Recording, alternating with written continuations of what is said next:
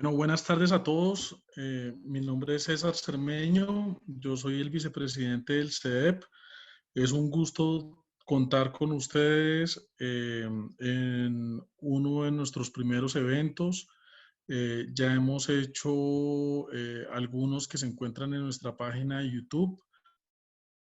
Los invitamos a conocer nuestra página de internet, nuestras redes, y hoy tenemos un inmenso honor de contar para analizar este tema del nuevo procedimiento y los retos que debemos afrontar tanto la administración como los usuarios y contribuyentes en materia de cambios internacionales y temas aduaneros y comercio exterior. Voy a darle paso para no quitarles mucho tiempo, porque obviamente los protagonistas de hoy son el doctor Poddevin, el doctor Quevedo y el doctor Sereno, pero también quiero invitarlos a que consulten nuestras redes. Vienen varios webinars muy interesantes, vamos a hacer varias publicaciones. Hay un diplomado en Derecho Procesal en alianza con Legis, que es uno de nuestros aliados, en donde los suscriptores del CEDEP tendrán el 50% de descuento. Y el próximo 30 de julio tendremos nuestro TED sobre la justicia. En ese TED estaremos difundiendo ideas para el mundo. Recuerden que TED tiene más de 1.000 millones de espectadores, y estaremos generando desde Colombia ideas que esperemos que replanteen las preguntas sobre lo que es justo. Entonces, sin más preámbulos, lo dejo con el doctor Nicolás Poddevin, bastante conocido en el mundo cambiario y aduanero. El doctor Poddevin dirige el área de Derecho Aduanero y Cambiario en la firma Gómez Pinzón. Es abogado egresado de la Universidad de La Sabana, especialista en Derecho Aduanero de la Universidad Externado de Colombia, y tiene una experiencia y un recorrido ampliamente conocido por quienes practican esta rama del conocimiento. Muchas gracias por acompañarnos y pues nada, bienvenidos. Bueno, muchas gracias, doctor César, al CEDEP por esta oportunidad de compartir algunas reflexiones en estas materias con todos ustedes. A todos los asistentes, muchísimas gracias por haber aceptado la invitación el día de hoy. Sabemos que la hora no es la más fácil, pero pues agradecemos y apreciamos mucho que nos estén acompañando. Primero que todo, pues quiero presentar al doctor Luis Carlos Quevedo. Luis Carlos pues, es director de fiscalización de la DIAN, una persona que tiene muchísima experiencia en materia de fiscalización y obviamente pues, lo más importante, una gran persona a quien apreciamos muchísimo, porque además su paso por la dirección de fiscalización ha mostrado que digamos, la entidad puede tener mentes abiertas en materia de procedimiento y que estamos con personas que están a la vanguardia de lo que es y de lo que debe ser realmente el procedimiento con el que convivimos pues todos los días. El doctor Luis Carlos pues, nos va a hacer una presentación sobre el desafío que enfrenta actualmente la DIAN y un poco con el hilo de este webinar, que es como el camino que debemos recorrer hacia ese procedimiento cambiario y aduanero, pues nos va a dejar también unas reflexiones bien interesantes. Al doctor Jesús María Sereno, pues una persona también que tiene toda la experiencia del mundo. El doctor Jesús María pues es subdirector de control cambiario de la DIAN, a quien admiramos muchísimo por su impecable trabajo en el área de fiscalización de la DIAN. Profesor mío de la especialización del módulo de procedimiento cambiario, a quien definitivamente le he aprendido mucho y siempre pues, hemos tenido la oportunidad de discutir en diferentes escenarios temas académicos, y pues hoy es una oportunidad más y de verdad que me complace muchísimo estar con ustedes dos hoy en este webinar, porque pues la idea, un poco reflejando el espíritu de lo que es el CEDEP, pues la idea es dejar sobre la mesa nuestras reflexiones y los desafíos que vamos a enfrentar y que estamos ya enfrentando en materia de procedimiento aduanero y cambiario. Para pasar a darle la palabra a los doctores Quevedo y Sereno, yo simplemente quiero dejar hacer unas reflexiones que tengo aquí. Sofía, si me ayudas a habilitar, por favor. Aquí, ya, discúlpame. A manera de introducción, un poco lo que queremos hoy es hacer una introducción muy corta para dejar unos temas sobre los que hemos venido reflexionando. Luego, el doctor Luis Carlos y el doctor Jesús María nos van a hacer unas presentaciones para luego entrar a debatir sobre unos temas que consideramos cuando estábamos preparando este webinar, pues nos sentamos los tres y coincidimos en algunos temas que son álgidos y que queremos, pues, digamos, compartir con ustedes esas reflexiones para ya después al final abrir a un espacio de preguntas. Ustedes pueden ir haciendo las preguntas por el chat y las vamos a ir recolectando para al final poderlas ir respondiendo. Entonces, lo primero que quisiera destacar es un poco pues, el desafío que hoy nos presenta la actualidad de lo que estamos viviendo. Y bueno, pues sentarnos a pensar un poco especialmente sobre dos procedimientos que son distintos, que están regulados y que son de competencia de la misma entidad, pero que claramente pues tienen objetivos totalmente distintos, porque fíjense que un proceso de fiscalización en materia aduanera, pues básicamente lo que se busca o lo que busca este procedimiento pues es, y a su vez la acción de fiscalización y control, pues es combatir el contrabando y el incumplimiento en general de las obligaciones aduaneras, mientras que en materia cambiaria, pues lo que se busca es básicamente proteger el régimen de cambios internacionales, donde finalmente el derecho sustantivo, por decirlo así, está en una regulación totalmente distinta a la de la DIAN. Entonces, digamos que se ha dicho que la competencia de la DIAN en materia de control de cambios es una competencia residual, pero de residual, en mi opinión, no tiene mucho, porque tiene una gran competencia, porque pues la DIAN tiene que controlar todas las operaciones de pago de importaciones, de integro por exportaciones, las canalizaciones por pago de servicios, que hoy está un poco de moda, todo el tema del manejo y control de las cuentas de compensación, es decir, una cantidad de aspectos que tienen que controlar que de verdad que de residual no tiene mucho, sino al contrario, sería como la gran competencia de la DIAN.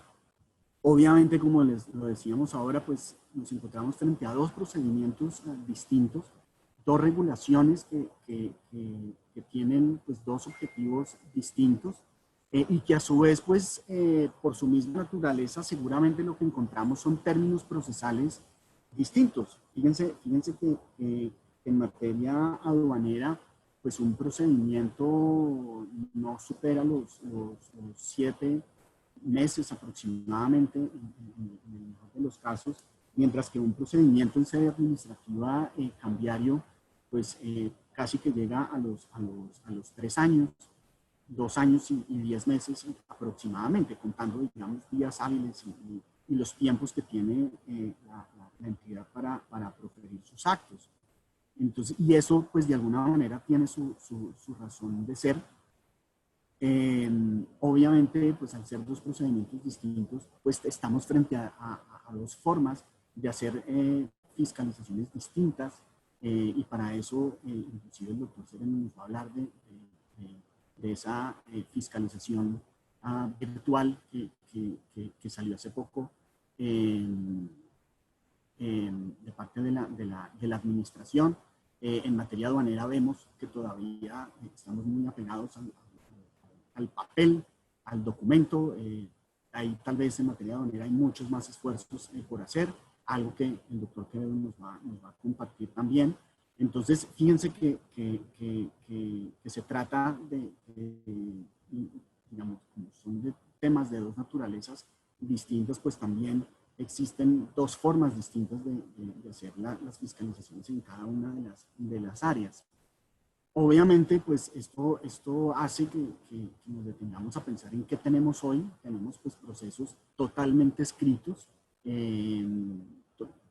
Eso hace de pronto que los procesos sean un poco más paquidérmicos, en el sentido pues de que su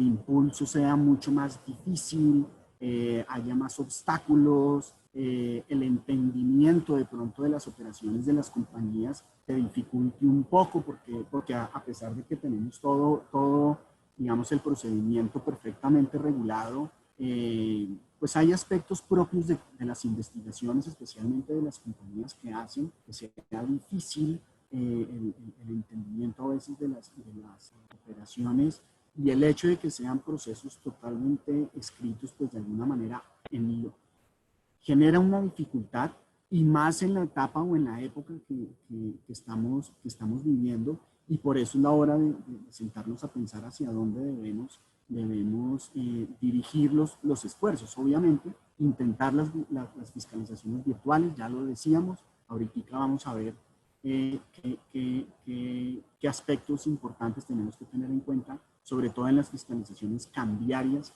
en donde vemos que el procedimiento va más a la vanguardia que el propio procedimiento aduanero. Decíamos que en materia aduanera hay mucho más desafíos y más retos en relación con la virtualidad. Y esto nos lleva a pensar, por ejemplo, que en materia aduanera se debe fortalecer más con el tema de la virtualidad y de la tecnología, pues el control posterior, porque en un control simultáneo, discutíamos la vez pasada con el doctor Jesús María y con el doctor Luis Carlos, que hay aspectos que no se justifica que estén siendo objeto de control simultáneo a tantos grados de temperatura en un puerto, como son específicamente los temas de valoración, de clasificación arancelaria y de origen. Son temas que necesariamente tienen que evolucionar y tienen que avanzar hacia el control posterior, a pesar de que hoy sí los tenemos en el control posterior. Pues en la práctica vemos que son aspectos que están también dentro de las facultades de la DIAN para ejercer sobre digamos, en un control simultáneo, y eso trae tropiezos, eso trae, digamos que trae obstáculos, porque sentarse a discutir sobre si el valor de transacción es correcto o no en el digamos, calor de una nacionalización, pues realmente no va a ser ni bueno ni para el funcionario ni para el particular. Lo mismo pasa con un tema de clasificación arancelaria, pues si analizar un catálogo, analizar todos los aspectos técnicos o principios activos de un producto, en el proceso, en el control simultáneo, pues no tiene ningún sentido. Entonces, la idea es tender a que el procedimiento nos lleve a que por lo menos estos tres temas desaparezcan de un control simultáneo, y más bien concentrar los esfuerzos de ese control simultáneo en el momento de la nacionalización en otros aspectos netamente, digamos, que tengan que ver estrictamente con la mercancía. Finalmente, pues tenemos que aprovechar la virtualidad para adelantar los procedimientos con oralidad. Ya decíamos que tenemos procesos totalmente escritos, que eso hace que los procesos sean tal vez lentos, que se incurra, digamos, a veces en el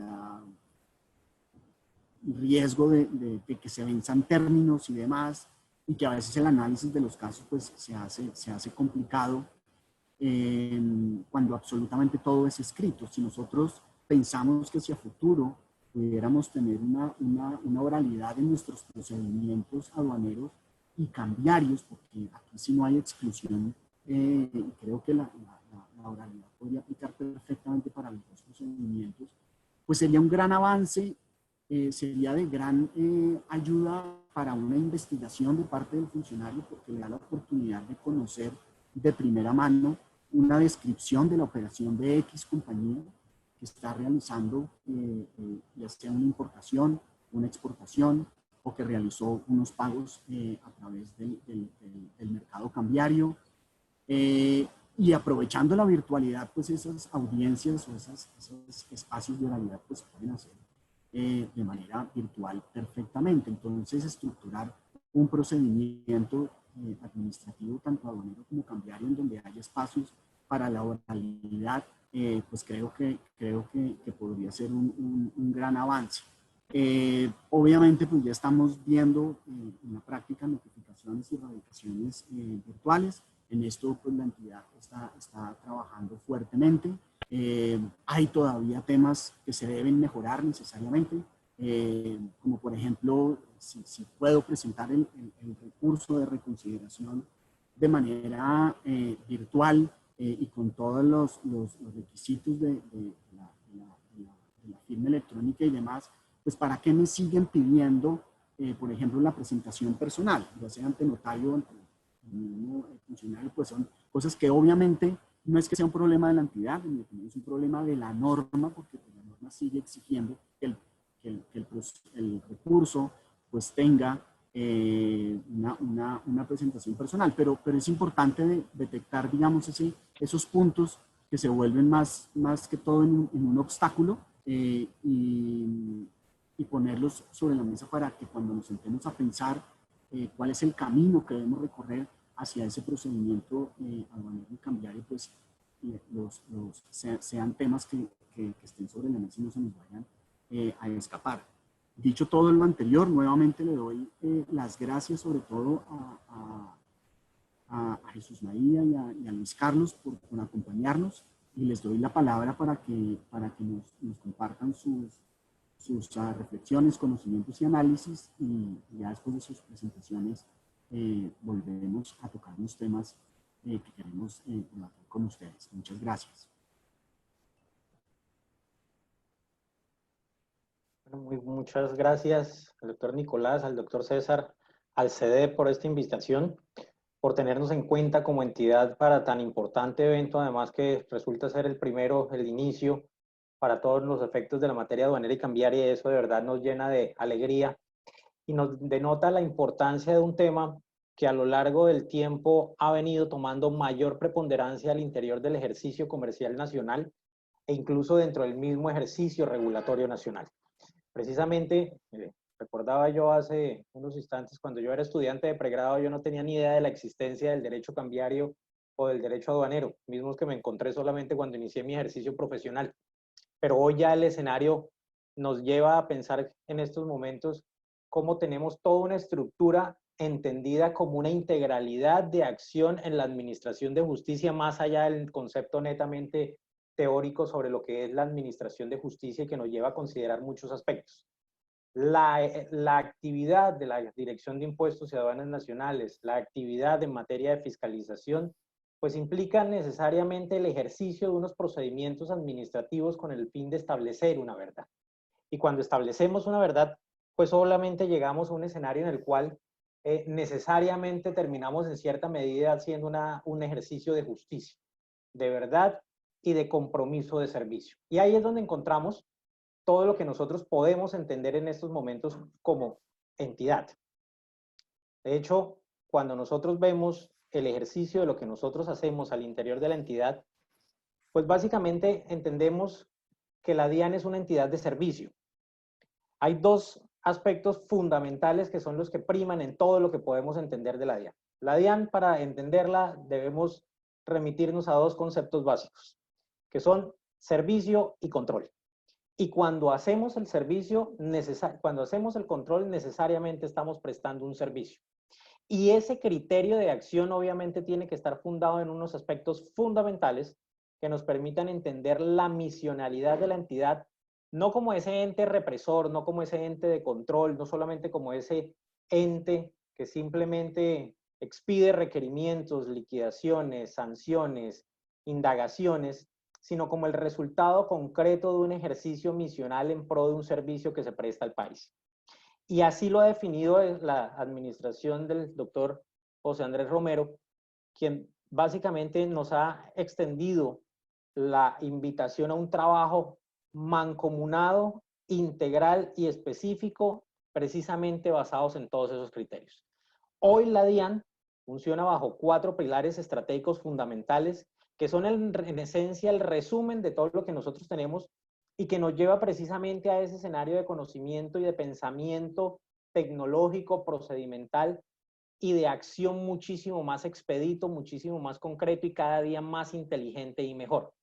Para ello se han formulado nuestros pilares estratégicos que se basan en transformación del talento humano, la cercanía con el ciudadano, nuestra legitimidad y la sostenibilidad, y un aspecto muy importante para lo que nos ocupa igualmente en la tarde de hoy, que es la transformación tecnológica. La transformación tecnológica es un aspecto fundamental cuando entendemos y queremos la concreción de todos esos aspectos de los cuales les vengo hablando. Es la oportunidad de hacer una debida armonización entre la información con la tecnología, que es el fundamento específico con el cual nosotros podemos llegar a tener un resultado concreto y cada vez más específico de lo que nosotros tenemos. Bajo estos 4 parámetros tenemos hoy la estructura de acción de la entidad, tenemos nuestro compromiso de acción institucional y es por lo cual estamos trabajando todos los días. No lo vemos como un aspecto teórico, no lo vemos como un aspecto etéreo, no lo vemos como un aspecto gaseoso, sino como la concreción de un resultado que cada día nos está dando muchísimos más resultados. La DIAN tiene un componente de acción muy específico y que en estos momentos particulares pues también demanda un compromiso adicional en la responsabilidad social del ejercicio laboral que nosotros, los servidores públicos, hacemos. Y nosotros, los servidores públicos de la entidad, pues obviamente tenemos un compromiso claro con nuestra misión. Un poquito para entender, muy de la mano con lo que decía el doctor Nicolás de qué hacemos en fiscalización, a qué respondemos en materia de fiscalización, pues obviamente cuando hablamos de fiscalización, hablamos de la necesidad de verificación del cumplimiento o no de las obligaciones que le competen a cada uno de los actores que vienen a ser fiscalizados por parte de la entidad. Y obviamente el componente del contrabando, esa práctica que tanto daño le ha hecho a la economía por tantos años en este país, pues obviamente también tiene un peso muy importante. Este es un poco el volumen de cómo se mueve el comercio exterior en este país y cómo el contrabando afecta ese ejercicio comercial, no solamente exterior, sino también el desarrollo propio económico del país. Ahí, fruto de lo que podemos, de los análisis que se han practicado por la entidad a través de las dependencias competentes, tenemos unos datos alentadores que nos permiten entender que lo que estamos haciendo nos permite tener unos resultados concretos y unos planes de acción que han dado los resultados en el sentido que se quiere. El estudio de medición de las distorsiones del contrabando con los últimos datos que se tienen, este es un informe que se hace basado en la posibilidad de constatación de los datos que se tienen a nivel mundial de las operaciones de comercio, de lo que sale y de lo que entra en los países, nos demuestran que para el caso de Colombia hemos tenido reducciones en el fenómeno del contrabando. Medir la ilegalidad es supremamente complicado en cualquier escenario, pero cuando hablamos de contrabando encontramos esta metodología que nos permite tener los datos más objetivos posibles y tener unos resultados concretos que nos muestran, por ejemplo, para el año 2018, que el contrabando abierto había reducido en un 23% y el contrabando abierto en un 10%. ¿Eso qué quiere decir? Que esos componentes integrales de acción en los cuales está trabajando la entidad nos están indicando que necesitamos seguir afianzando todo lo que nosotros hacemos y cómo procedemos nosotros. precisamente muy de la mano con la metodología de lo que es el CDEP. Nosotros al interior de la entidad hemos tenido la necesidad de pensar lo que nosotros hacemos y cómo respondemos hacia afuera. Cómo llegamos a ese escenario en el cual nosotros podemos tener la información cierta, real y a trabajar en función de obtener unos resultados no indiscriminados, sino cada vez más acotados, mucho más precisos, mucho más inteligentes, basados en el análisis de la información. Esto no es resultado solamente de fiscalización, esto es el resultado obviamente de un proceso misional integral de la entidad. Y para ello ha sido fundamental trabajar en equipo, entender toda la necesidad de la información como un contexto específico que nos puede llevar hacia unos resultados muchísimo más concretos una vez los materializamos en esos procesos de los que hablaba un poco el doctor Nicolás, que hoy efectivamente son procesos manuales, son procesos escritos, son procesos físicos que así han trabajado durante mucho tiempo, pero que obviamente nos obliga a pensar un poco más en cómo estas estrategias de acción específicas, integrales, en las cuales no se atienden solamente los componentes misionales de la DIAN, sino todos los componentes de acción institucional estatal, nos permiten llegar a un resultado querido. Y para eso es fundamental saber qué queremos, hacia dónde nos estamos dirigiendo, cómo entendemos los fenómenos que nosotros enfrentamos. Y por eso cuando hablamos específicamente de contrabando, entendemos que el contrabando no es solamente el control de las mercancías. El contrabando es el resultado de una suma de políticas de acción ilegal, ilegítimas, que vienen a afectar un ejercicio comercial normal, natural y específico. Entonces, bajo esos criterios, es importantísimo poder identificar las mercancías, sí, muy importantes, pero también quiénes son los actores en toda esta cadena comercial. Ahí es donde nosotros entendemos la necesidad de los procesos de fiscalización y cómo estos procesos nos llevan a tener unos resultados concretos. Solo para que ustedes tengan un ejemplo, esto lo saben ustedes más que yo tal vez, que es como para el caso concreto de los decomisos, cómo hacemos hoy nuestros procedimientos, cómo nacemos de la identificación de un hecho, cómo nacemos de la aplicación de una medida cautelar y cómo trabamos una controversia procesal que obviamente nos lleva a un escenario escritural, a un escenario físico, a un escenario de discusión, en el cual agotamos todas unas etapas con el objeto de poder llegar a un resultado específico. Pero esos resultados son el producto precisamente de entender esta actividad investigativa, no solamente de control, sino de establecimiento de verdad a través del procedimiento que para el efecto tenemos. Tenemos hoy todavía subsistente muchos aspectos de lo que en su momento era el decreto 2685, que fue una de las grandes cosas y una de las grandes necesidades que se identificaron en su momento a la llegada de esta dirección, de esta administración a la Dirección de Impuestos y Aduanas Nacionales, que necesitábamos tener certeza, tener la posibilidad de saber qué normas estaban vigentes, cómo se aplicaban las normas, cuáles eran las normas que se iban a acotar. Y para eso es fundamental un trabajo de entendimiento de todo lo que se hace bajo unos criterios muy claros, entendiendo la misionalidad y entendiendo la necesidad del criterio de acción institucional integral. El decomiso directo, que en su momento pues, fue un avance importante porque permitía en esencia poder concentrarse en aquello que verdaderamente resulta relevante. Y ese es el criterio de acción con el cual nosotros en estos momentos en fiscalización estamos trabajando.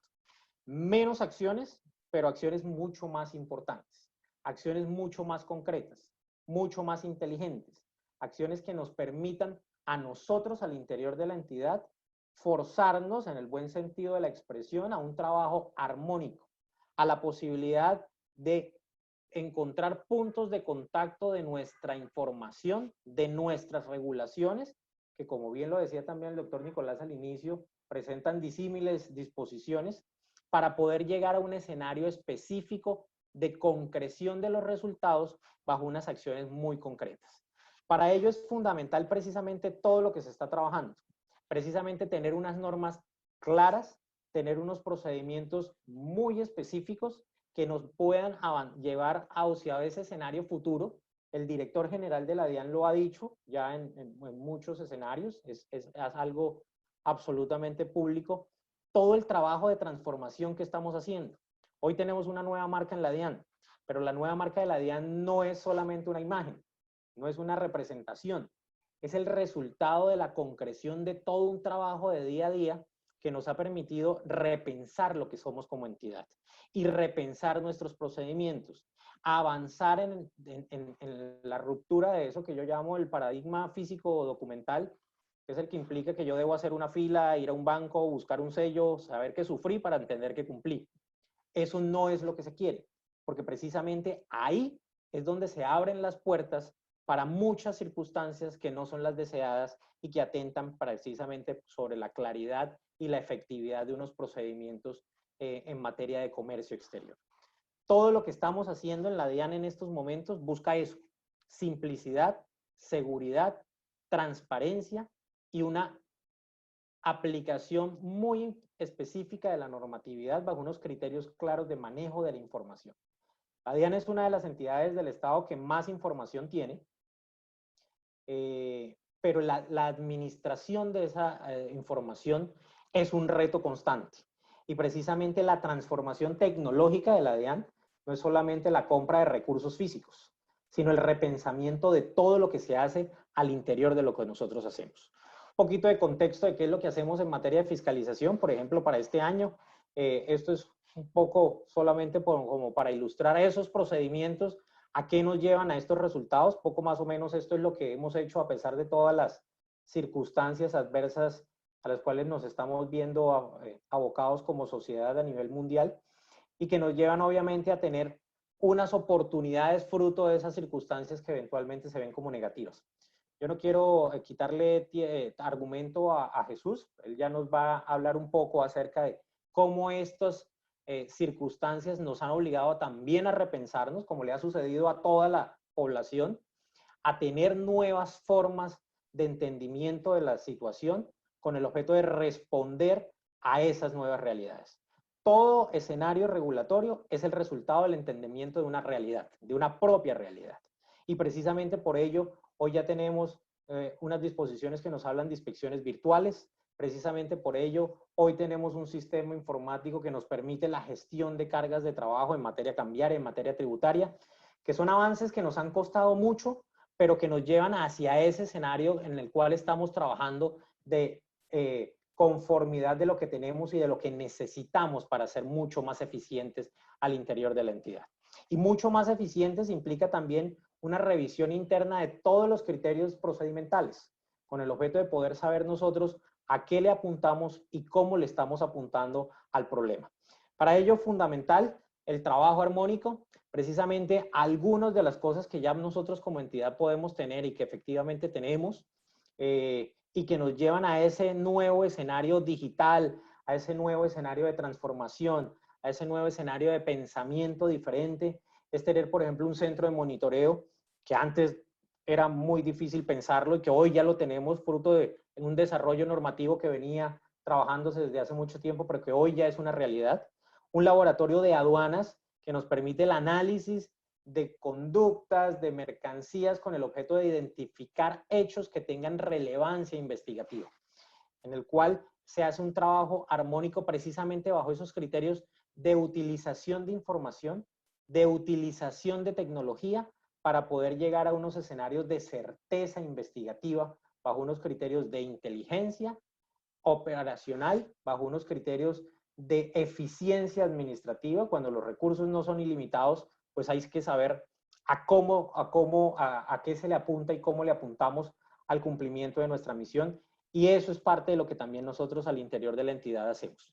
En estos momentos tenemos unos criterios diferenciadores en la concreción de resultados.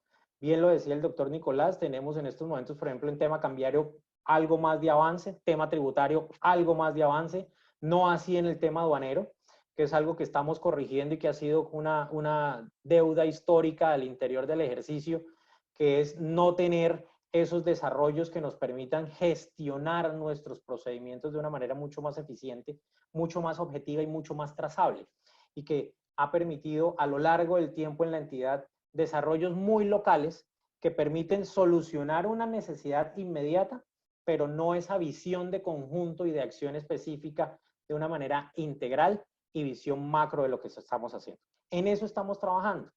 Son pequeñas victorias que nos cuestan mucho, pero que en la medida que la logramos, nos van acercando más hacia ese escenario. Detalles muy pequeños, por ejemplo, en aduanas, el certificado de antecedentes de infractores, hasta hace poco menos de 6 meses, todavía era un trámite físico de inscripción, de presentación, de erradicación. Hoy ya lo podemos hacer a través de nuestra página.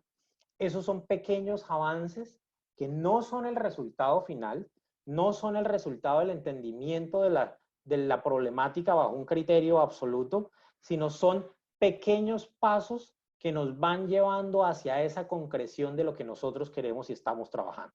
Estamos trabajando en esas estructuras, estamos trabajando en esos procesos para tener cada día mayor claridad, mayor eficiencia y mayores resultados en materia de control. Yo creo que este país está cansado de hablar de contrabando. Creo que este país históricamente ha vivido muy ligada a estas conductas y en algunas zonas del país todavía se entienden como conductas válidas de escalamiento y desarrollo social, pero el contrabando es un fenómeno que le hace un daño enorme a cualquier economía. Y Colombia, precisamente dentro de esa senda de desarrollo que está, no puede darse el lujo de seguir tolerando este tipo de conductas. Para eso es necesario seguir avanzando en esto, que en su momento pues ya podremos darles noticias mucho más ciertas y mucho más concretas que nos acercan a ese modelo de acción tecnológica, informática y de vanguardia en todo lo que nosotros hacemos y en lo cual seguimos trabajando al interior de la DIAN bajo unos criterios específicos normativos, operacionales y de visión de conjunto de los procedimientos y de todo lo que nosotros hacemos al interior de la entidad. Esto pues es un poco la visión de lo que tenemos actualmente, de lo que queremos, y ya Jesús pues nos hablará un poquito más en detalle de los aspectos que hemos podido tener en estos momentos y cómo estamos trabajando en el desarrollo de lo que tenemos.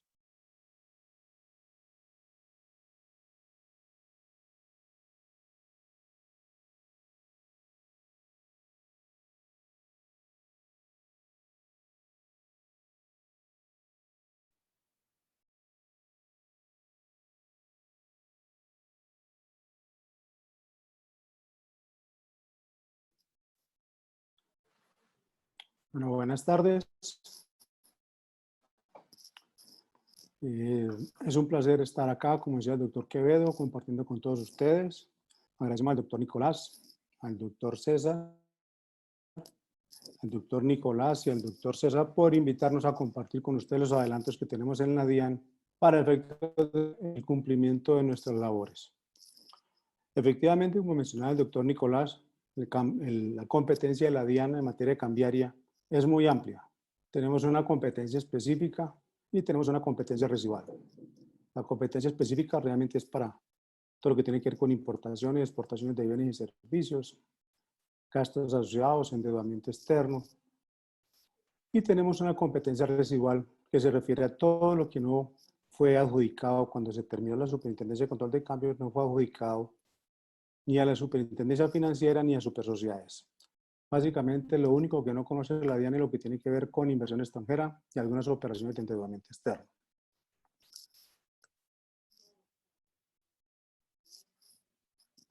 Voy a compartir la pantalla con ustedes para hacer una presentación del tema nuestro.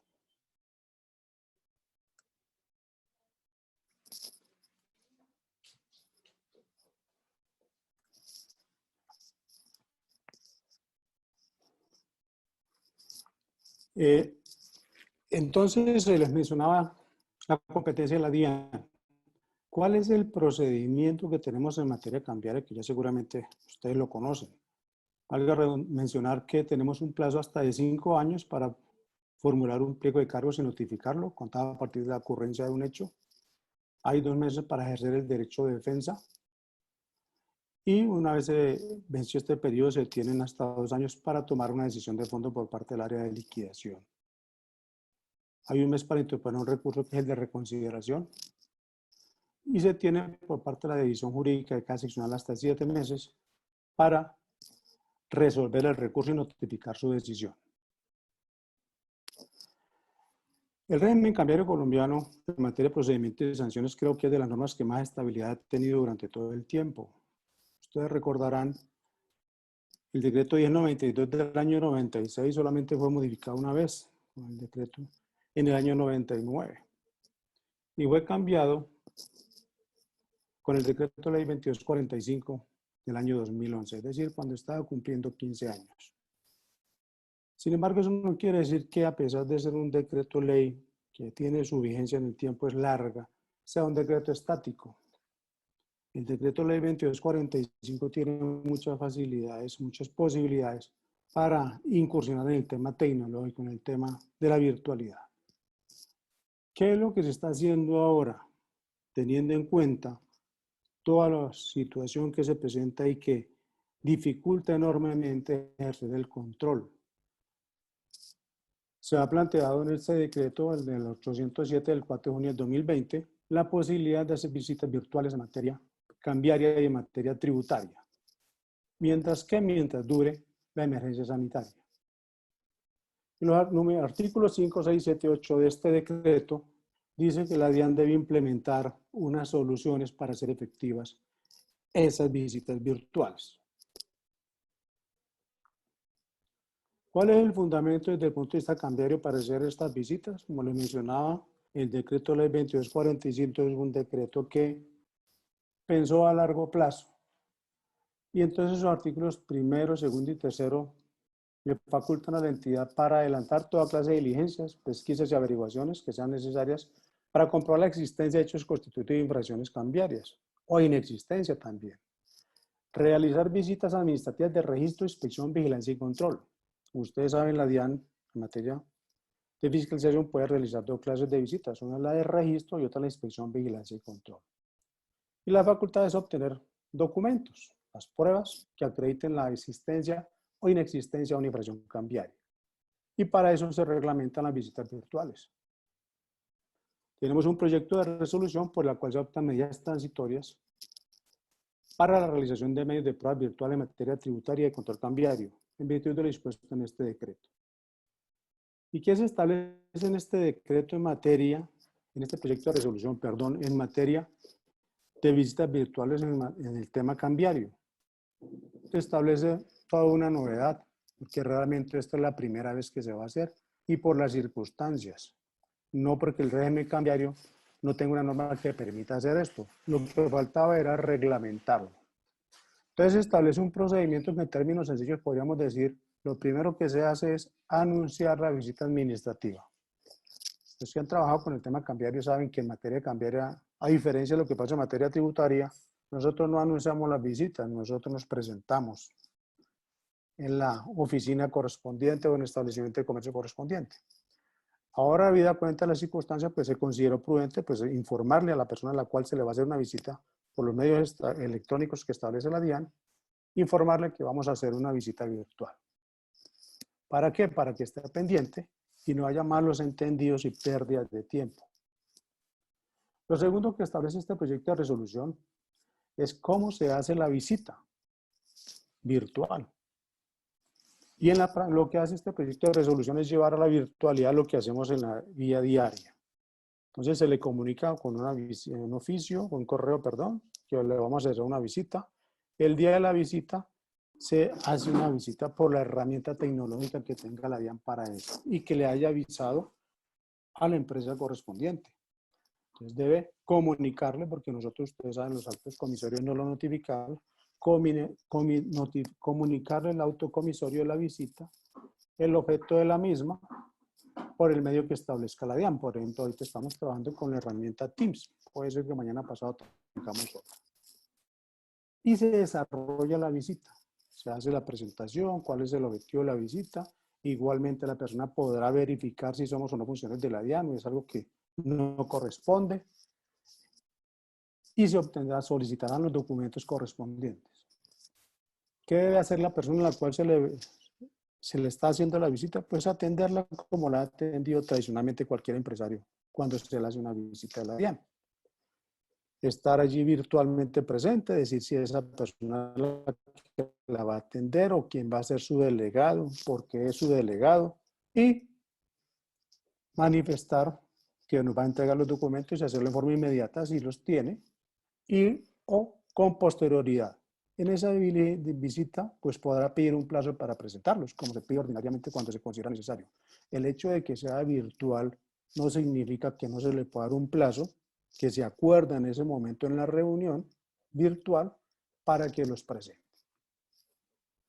De esa visita se debe levantar un acta y de esa acta tiene que ser firmada por las partes. Entonces la idea es que el funcionario de la DIAN revisa el acta y la manda por la dirección virtual para que sea firmada por la persona visitada, quien a su vez deberá devolverla a la mayor brevedad posible a la DIAN, a los correos que se indiquen aquí en la comunicación. Ahora bien, pasa en la vida diaria que el interesado dice, yo no quiero firmar el acta, no soy el competente, no estoy autorizado, por la razón que considere. La persona dice, no la voy a firmar. Muy bien, pues en el mismo proyecto de resolución se hace la salvedad, se hace la claridad de que el hecho de que el investigado no firme el acta no le niega validez a las pruebas aportadas. Entonces, es un proyecto de resolución sencillo, práctico, que implica un trabajo tecnológico enorme. Ustedes dirán, ¿por qué no se había hecho antes? Porque el tema no solamente es reglamentario, ¿no? Puede sacar una resolución, un decreto, lo que considere necesario, pero eso tiene un desarrollo informático, un trasfondo tremendo de trabajo a nivel informático. Entonces, ¿cuál es la finalidad de este proyecto de resolución? Que haya claridad para todo el mundo, para los funcionarios y para los investigadores, sobre cómo se realiza esta visita virtual, que se le anuncie la visita, el procedimiento para desarrollarla, la forma de obtener y allegar las pruebas, y que se debe firmar el acta de hechos como se hace siempre. Y de una vez se le informa que si no la firma, pues no hay ningún problema, no está en la obligación de hacerlo, pero eso no afecta la información que entregue la persona. ¿Qué pasa si no entrega ninguna información? Pues entonces habrá, en el tema cambiario, habrá un problema de renuencia, como todos sabemos. El hecho de que esta visita sea virtual no le quita los efectos de que es una visita y tiene sus consecuencias. Positivas cuando nos entregan la información y negativas si no nos la entregan sin una razón válida. Puede ser que estemos pidiendo información de tiempo 2 o 3 años atrás, que la empresa no la tenga en ese momento, pues está en todo su derecho de pedir un plazo para enviarla a la DIAN por los medios que se le indica. Bien. Muy querida y anhelada por los particulares y por los funcionarios de la DIAN. Se hace con base en el artículo del Estatuto Tributario y en de lo dispuesto en el parágrafo segundo del artículo 15 del decreto ley 2245 del año 2011. Entonces hay una resolución de la 038 de abril 30 de 2020, en el cual señalan todas las condiciones técnicas y legales para hacer una notificación de manera electrónica. Esto se concreta con la circular 20 del 1 de julio, en la cual se dice que se da inicio a la aplicación de la notificación electrónica y de manera preferente a cualquier otra forma de notificar. ¿Y para qué clase de investigaciones? Pues para todos los que se adelantan por el sistema Integra, que ya les vamos a comentar de qué se trata, y las que se expidan de manera manual cuando ya sea necesario. Es decir, cuando por alguna razón válida el sistema que estamos implementando no puede notificar electrónicamente. ¿Qué más estamos haciendo para facilitar los procesos y procedimientos en la DIAN en materia tributaria y cambiaria? Se está implementando desde el año pasado una herramienta que se llama Integra, que es la que nos va a permitir o nos está permitiendo tramitar los expedientes virtuales en la DIAN en materia tributaria y en materia cambiaria. Para el proceso de fiscalización y liquidación, todavía no comprende la parte de la jurídica ni la obligación financiera porque son etapas posteriores. Pero ahora en lo que estamos haciendo, todo lo que se hace en la área de fiscalización cambiaria y de liquidación se está haciendo a través de esta herramienta. ¿Qué nos permite hacer esto? Nos permite una mayor transparencia desde el inicio del trámite de la investigación. Desde parte de los casos se hace por el sistema. Seguramente va a haber una mayor celeridad en la evacuación de las cargas de trabajo. Va a haber un mayor control por parte del superior técnico y también del nivel central, porque del nivel central las subdirecciones vamos a tener acceso a todos los expedientes que se manejan en el país, sino como es ahora que se hace mediante informes manuales, unos días más completos que otros. Con el sistema ya eso no podrá ser así. Tendrá que reflejarse todo lo que se hace. Entonces podremos ver, por ejemplo, por qué un expediente no se mueve durante un tiempo determinado. Y podremos decir al área competente de la sección, mire, estos expedientes no se están moviendo, tiene que revisar eso. O habrá una explicación válida. Bien, aquí es bueno precisar que ahora estamos tramitando los actos administrativos que se expiden en el proceso de fiscalización y liquidación. Es decir, los actos de formulación de cargo, la resolución de sanción, la de pruebas, etc. El expediente virtual completo se va a desarrollar en un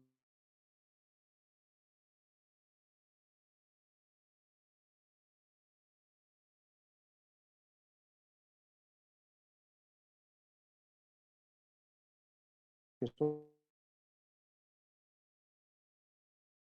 es decir, desde que se recibe el nivel central, se manda desde el nivel central a la seccional a una empresa, a una persona natural para ser investigada, se da inicio de proceso en forma virtual, las pruebas serán virtuales y las respuestas serán virtuales. Todo deberá ser virtual cuando culminemos este proceso de integra. ¿Qué más tenemos en el tema cambiario para efectos de mejorar los procedimientos y los procesos? Tenemos varios convenios de intercambio de información. Con esos convenios de intercambio de información, ¿qué es lo que se pretende? Pues no estar pidiendo información a los ciudadanos. Es lo que siempre piden en todas las charlas. ¿Por qué la DIAN no pide esto o lo pide lo otro a otras entidades? ¿Por qué me lo pide a mí? Pues estamos ahora en eso. Entonces se han realizado convenios de intercambio de información o experiencias de investigación con el Banco de la República, Migración Colombia, con la UIAF, entre otros. Lo cual permite que lo que antes se solicitaba a la ciudadanía, pues se le solicite a estas entidades y de allí saquemos la información que se requiere para determinar si se hace un programa de fiscalización o no. Ahora, esto sin perjuicio de los programas, de los convenios que hay. Preguntan, bueno, pero si eso es solo tributario, ¿qué tiene que ver con el cambiario? Pues fiscalización es solo una. Y fiscalización tiene 4 áreas: tributario, aduanero e internacional. Y el decreto ley 2245 dice que cuando las investigaciones de otras áreas se puedan desprender, investigaciones en materia cambiaria deben dar traslado al área cambiaria. Entonces, si bien es cierto que los convenios son en materia tributaria, cuando el área tributaria encuentra posibles infracciones cambiarias, tiene que darle traslado al área cambiaria. ¿Qué tenemos pendiente por hacer, entre otras cosas? Convenios con algunos países para intercambio de información para el control transfronterizo de divisas, es decir, para viajeros. Pero ya se están adelantando algunas conversaciones con algunos países para eso. Entonces, si queremos saber si una persona salió del país, aquí no salió con $15,000, aquí no cumplió con el deber de declarar, pero a ese otro país llegó y declaró, pues habrá, espero que muy próximamente, un intercambio de información que nos permitirá saber eso. Y lo contrario, alguien que venga de otro país y no declara ya teniendo la obligación de hacerlo, y aquí lo hace, pues nosotros estaremos intercambiando esa información de acuerdo a unas normas y a unos protocolos que se establezcan para el efecto. Entonces, como podemos ver en materia cambiaria, hemos ido acordes con la situación y nos hemos adelantado también en muchos temas. Hemos hecho ya muchas cosas que son para el tema virtual. ¿Qué otros procesos tenemos? Tenemos un intercambio de información con la UIAF, como les mencionaba. Tenemos un sistema, una herramienta que se armó al interior de la entidad para llevar un control de los actos administrativos que se expiden en el proceso de autorización de los profesionales del cambio.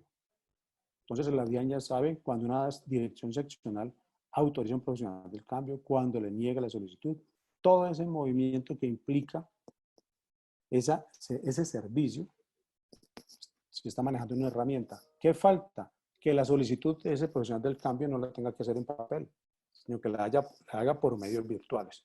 Y eso está pendiente para una segunda etapa de lo que se está realizando, como les comento, de esta primera. Entonces, como podemos ver, si bien es cierto que el decreto nuestro tiene una permanencia en el tiempo, también es cierto que permite su contenido adelantar y hacer muchas actividades de manera virtual. El artículo 22 del decreto ley 2345 señala que se podrán recibir los recursos y otros documentos de manera por medios electrónicos una vez la DIAN reglamente el tema. Es decir, la DIAN tiene la herramienta jurídica para desarrollar otros temas de manera virtual, siempre y cuando pues, las condiciones tecnológicas lo permitan. Todo esto que les estamos comentando que está pendiente por hacer, está dentro del paquete del desarrollo tecnológico, el gran paquete tecnológico de desarrollo de la DIAN. Es decir, que realmente esto creo que será dentro de muy poco tiempo. Entonces creo que se me está agotando el tiempo. Le doy la palabra entonces al doctor Nicolás y muchas gracias.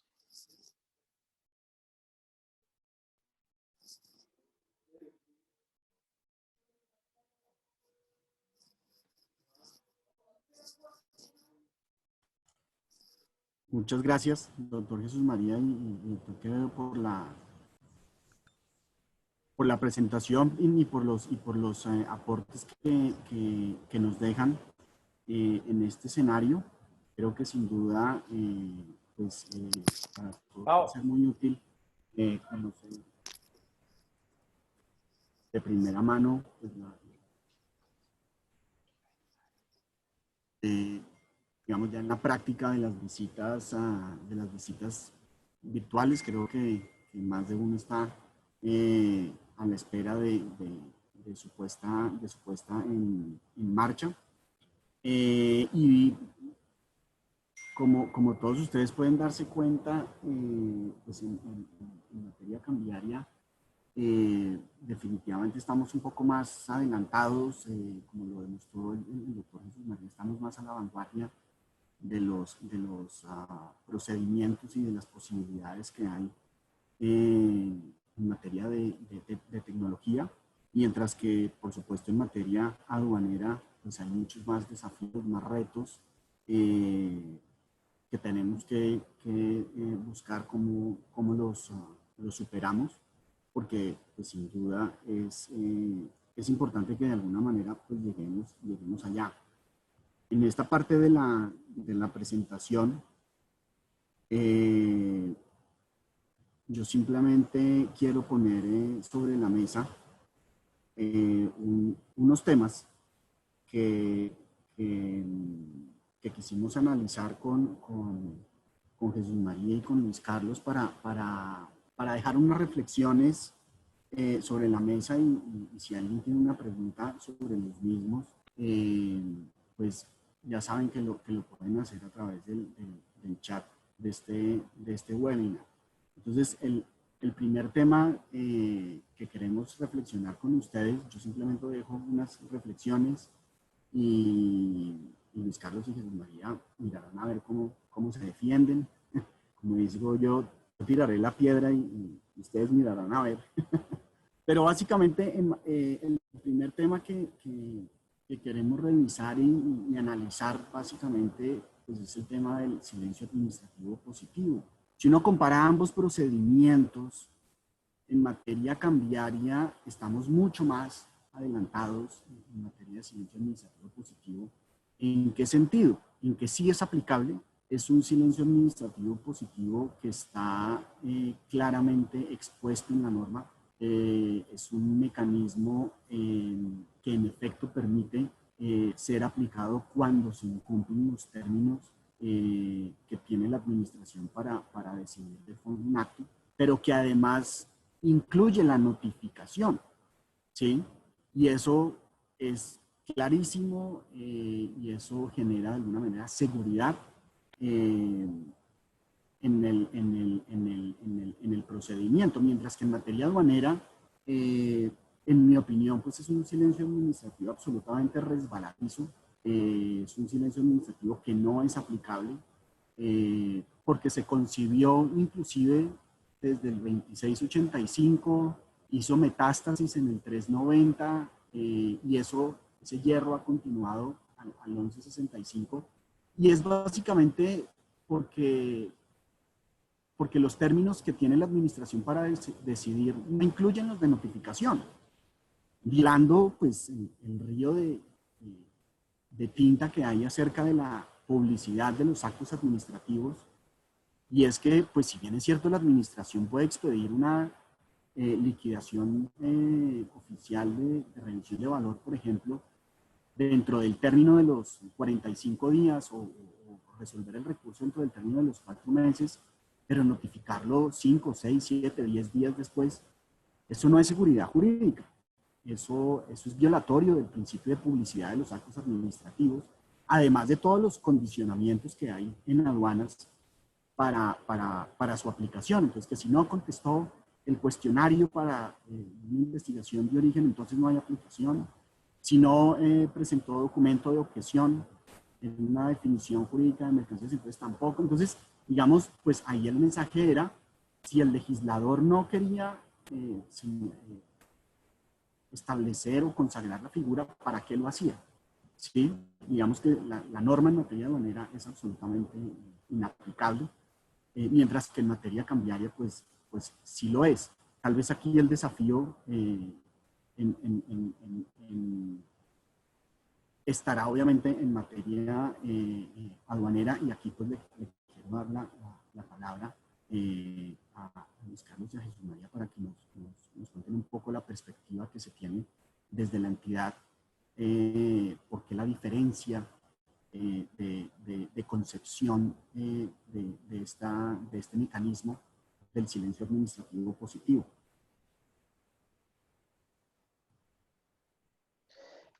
En efecto, el tema del silencio administrativo positivo, y no solamente hablemos del silencio administrativo positivo, sino del entorno regulatorio, genera obviamente unas diferencias bien particulares.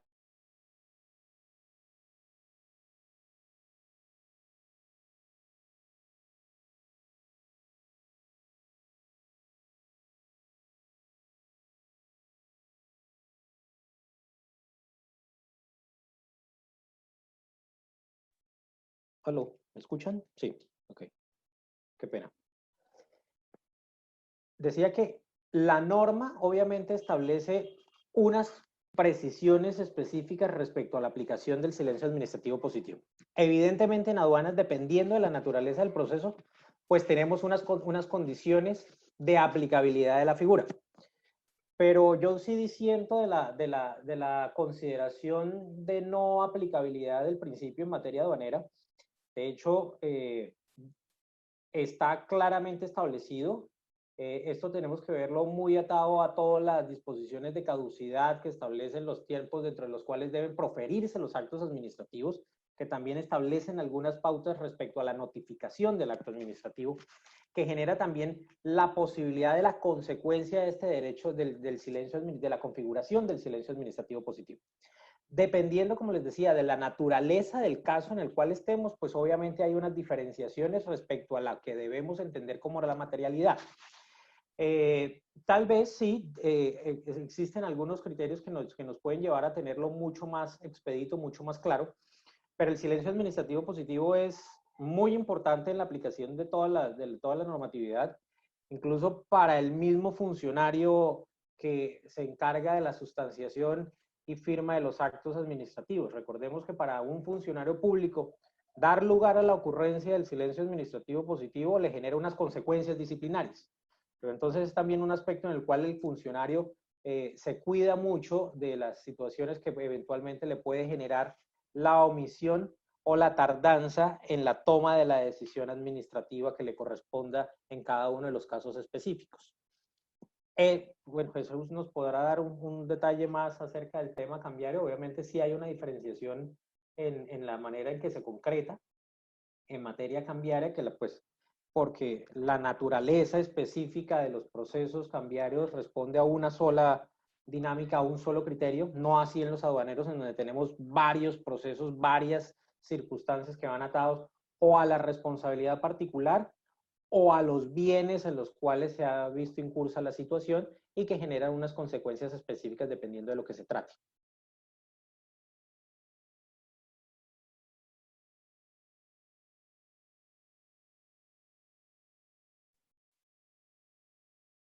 Vale, no sé, doctor Jesús María, si usted tiene algún comentario o tema. Ahora sí, era que no tenía sonido. Sí, efectivamente, como comenta el doctor Quevedo, pues lo primero es que realmente es un solo proceso, ¿no? Este es el proceso sancionatorio cambiario. Y lo segundo es que nosotros con el decreto 1746 del año 91 tuvimos unas experiencias, digamos, agridulces con las decisiones de los tribunales. En ese decreto no se establecía que los actos administrativos debían expedirse y notificarse dentro de los plazos que trae ese decreto 1746, que era el que utilizamos en la antigua Superintendencia de Control de Cambios. Por eso, cuando al fin se pudo reglamentar para la DIAN, ya estando todos en la DIAN, se pudo reglamentar el tema, nos cuidamos de colocar en casi todas las normas que los actos administrativos debían de expedirse y notificarse dentro de los plazos que estaban indicando. Entonces, para el tema del silencio administrativo, dijimos, si no se resuelve el recurso de reconsideración dentro de los 7 meses siguientes, al haber sido interpuesto el recurso de igual forma, expedir el acto y notificarlo o opera el silencio administrativo. Porque queríamos que hubiera absoluta claridad sobre el tema. Además, hubo en una época unos conceptos de la jurídica de la DIAN sobre cuando no se deciden en un tiempo el recurso que se interponga. Entonces la jurídica interpretó que de todas maneras las decisiones había que tomarlas oportunamente independientemente de lo que dijera el CEPACA. El CEPACA dice, si usted no decide un recurso en el término legal, pues se entiende negado, sin perjuicio que tenga que fallarlo. Aquí había cuenta de que el tema era delicado, por eso decidimos colocar la mayor claridad posible a la norma. Y creo que se ha logrado porque no conozco ningún caso de silencio administrativo positivo en el tema cambiario. Excelente, muchas gracias. Bien, el otro tema que queremos discutir con ustedes, pues es un poco el tema que sobre todo en materia cambiaria pues ha estado de moda, que es el tema de las infracciones continuadas. Un poco el análisis que nosotros hemos hecho sobre el tema de infracciones continuadas, pues se reduce casi que a pensar, que primero que las infracciones continuadas, vale la pena preguntarse si en materia administrativa, en cualquier ámbito, en materia administrativa, si la infracción continuada es técnicamente concebible, correcta, aplicable. ¿En qué sentido? Porque si pensamos que un poco la infracción continuada es una herencia o digamos, viene en parte del derecho penal, donde están, digamos, los delitos de ejecución sucesiva, o como quiera que se llamen, en donde además se encuentran, digamos, o es aplicable para delitos dolosos. Pues bien, en materia administrativa y específicamente en materia cambiaria y aduanera, pues primero la responsabilidad es objetiva, o sea que aquí no habría ningún dolo por demostrar. Y segundo, la dificultad que hemos visto es un poco tal vez la concepción de lo que en materia administrativa, bien o mal concebida en materia administrativa, pero un poco la concepción que hemos visto es la dificultad de su aplicación es ¿cuál es el hecho, por ejemplo, en materia cambiaria y, por supuesto, en materia aduanera, que se repite en el tiempo y que genera una infracción?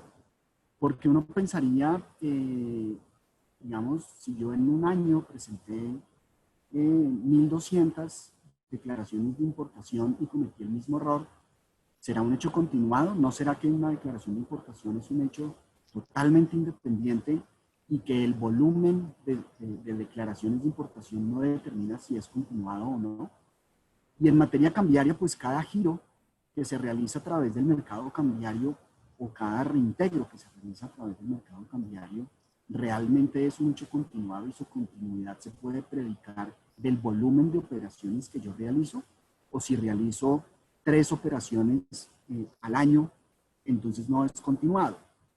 Esto para decir que en materia entonces de caducidad, pensaríamos que si los hechos, por ejemplo, en materia cambiaria se consideran continuados, ¿cierto? Cada vez que yo hago un giro a través del mercado cambiario o hago un reintegro a través del mercado cambiario y lo hago en diferentes oportunidades en el tiempo, pues casi que haría imprescriptible la acción del Estado, porque digamos que superaríamos esos 5 años que se tienen para que la autoridad pueda ejercer su control, como nos lo explicaba el doctor Jesús María al comienzo. Entonces, y un poco, digamos, en materia aduanera, lo que ocurre es, ni siquiera está definido. Sencillamente, los hechos continuados, pues, la prescripción que, digamos, en materia aduanera es de 3 años, se cuenta a partir del último hecho, pero no lo define, mientras que el decreto 2245 sí entra a definir qué se entiende por infracción continuada. Esto en la práctica y en las investigaciones y en las controversias que se generan entre la administración y los particulares, pues digamos que generan esas dudas, digamos, esas preguntas que dicen, bueno, si el giro entonces que yo hago hoy y vuelvo a hacer otro giro en 4 años y 11 meses, entonces el que dice hoy, ¿será continuado? ¿O será que la continuidad está determinada por el volumen? Esa es un poco, digamos, como la forma como hemos concebido el tema de infracciones continuadas, y pues nos parece muy interesante oír la percepción de cada uno de ustedes sobre este tema.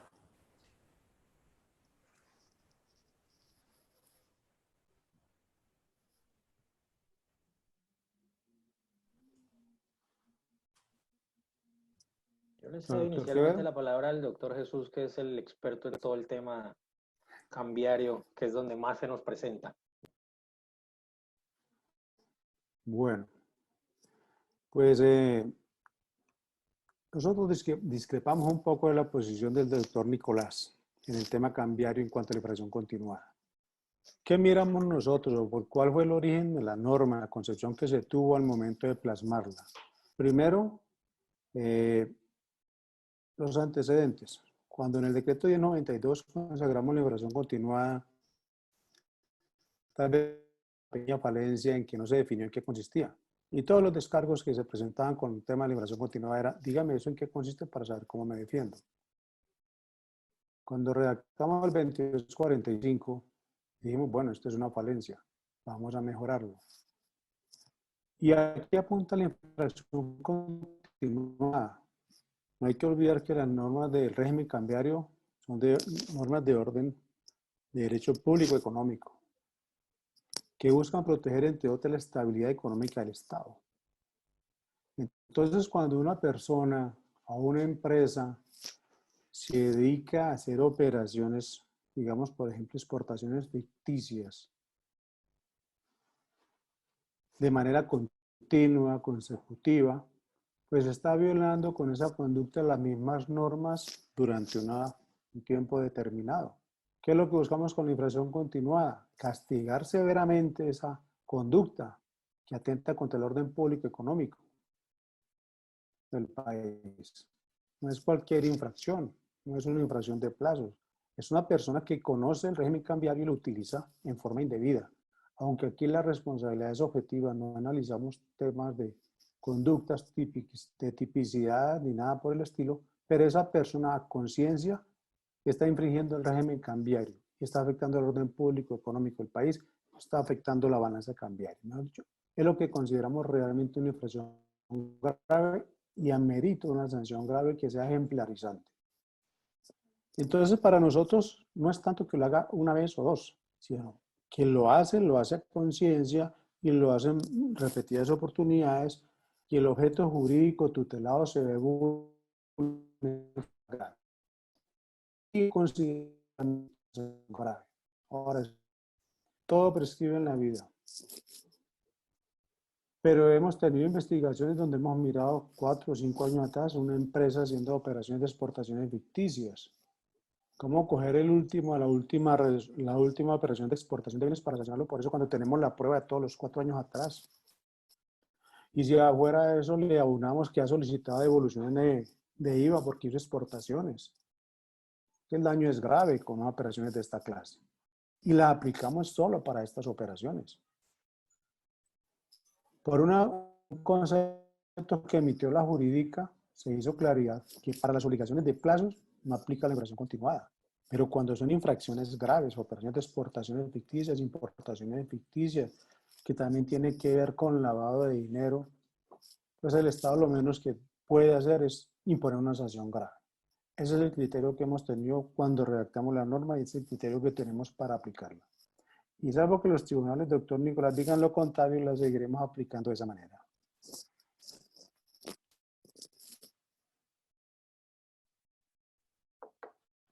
Excelente, muchas gracias. No sé, doctor Carlos, ¿quiere agregar algo? No, básicamente, pues obviamente Jesús nos ha dicho lo que es la esencia y materia de manera, en efecto, la norma no nos trae una definición concreta de lo que es la infracción continuada. Lo que tenemos obviamente son pronunciamientos interpretativos y jurisprudenciales sobre el entendimiento de la figura. Lo que siempre hemos buscado es cuidarnos de precisamente entender la verdadera naturaleza de esto y que no se vea simplemente como la vía de escape de utilización de la figura cuando se advierten los hechos, que eso es una circunstancia que nos trae la norma aduanera, con el objeto de poder tener claramente la posibilidad de la aplicación. En materia aduanera, lo que determina la aplicación es el análisis particular de cada situación con el objeto de poder determinar efectivamente si estamos en algo que pueda ser considerado como continuado o un hecho debidamente consumado y dentro de los términos generales de caducidad para efectos de investigación.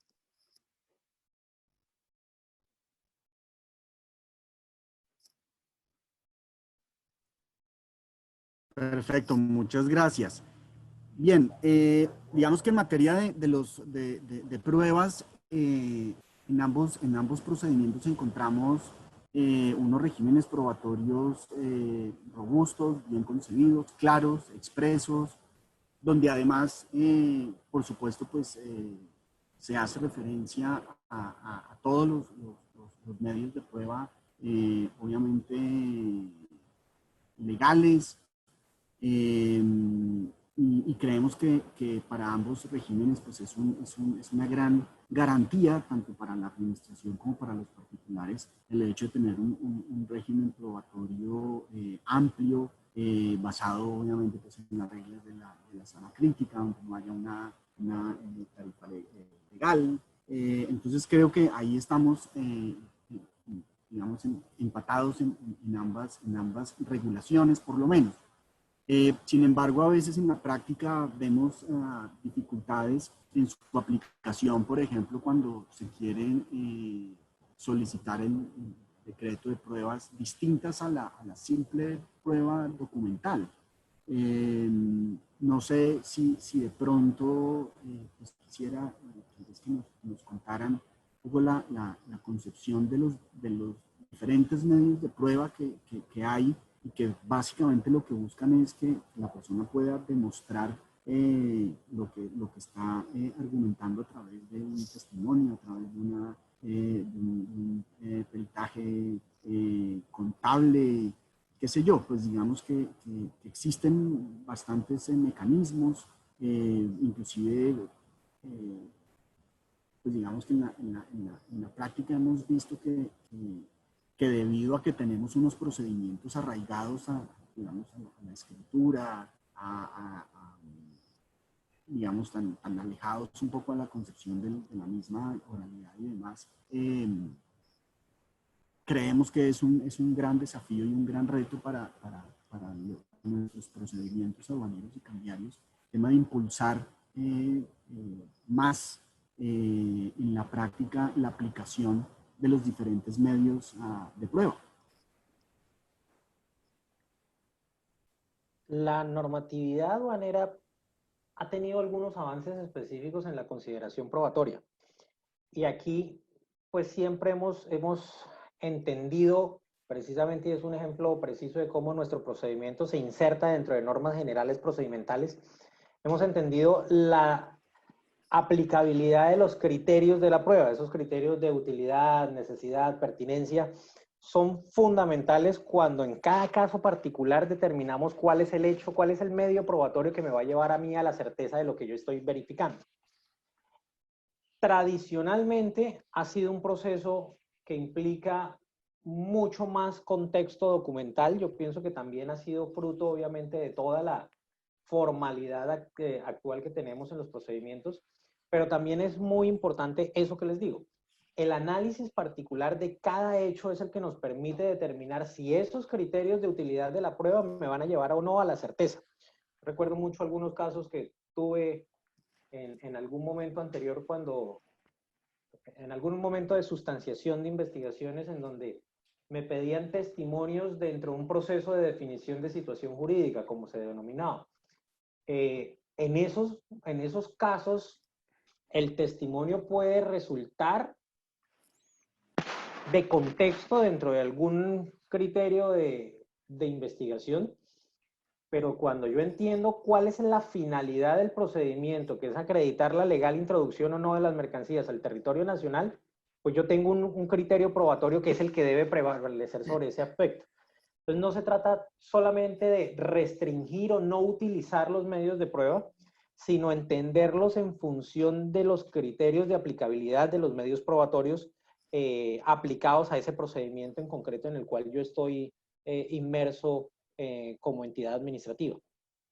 Y ha habido avances, por ejemplo, el tema, ustedes ven el 1165, o sea, hay una mención expresa, si vemos, por ejemplo, el tema de análisis integral, menciones a libertad probatoria, menciones que no establecen normativamente cortapisas a la necesidad probatoria con el objeto de la generación de la certeza debida en cada una de las investigaciones.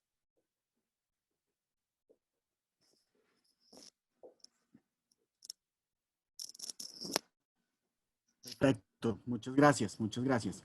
Digamos que en materia de caducidad también en ambos procedimientos encontramos unas discrepancias, básicamente porque pues, en materia aduanera tenemos un término de 3 años para que se pueda imponer la sanción.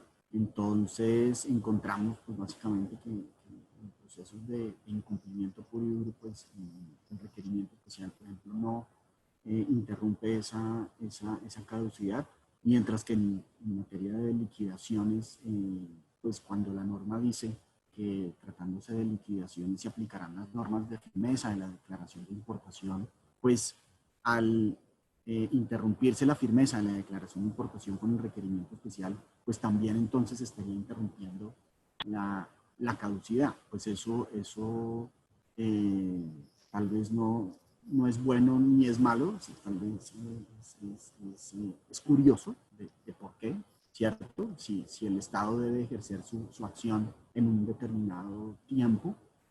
Sin embargo, para unos casos, pues la norma hace esa diferencia y le otorga, digamos, como esa excepción a poder interrumpir la caducidad. Y en materia cambiaria, pues tenemos 5 años que yo conversaba cuando estábamos analizando estos temas con el doctor Jesús María, y la explicación creo que él la tiene muy clara y quiero que él les cuente, porque dice uno, ¿por qué 5 años? ¿Por qué tanto tiempo cuando después de 5 años, pues inclusive el personal de la compañía puede ya haber rotado y con el agravante, en mi opinión, lo digo con todo respeto, con el agravante, pues digamos, del tema de las infracciones continuadas que se terminan convirtiendo no en 5, sino en 6, 7, 8 o 9 años de la posibilidad de investigar en operaciones. Entonces, pues aquí darle la palabra a los doctores Quevedo y Sereno para que nos den sus impresiones.